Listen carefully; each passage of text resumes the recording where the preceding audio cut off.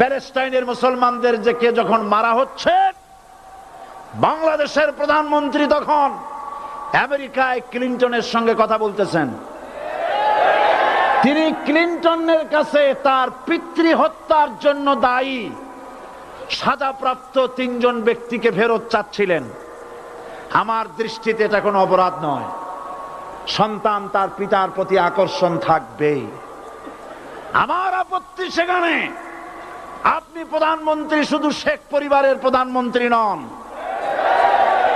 শুধু আওয়ামী লীগের প্রধানমন্ত্রী হওয়া উচিত নয় আপনার। আপনি পৃথিবীর দ্বিতীয় বৃহত্তম বাংলাদেশের 12 কোটি মুসলমানের প্রধানমন্ত্রী।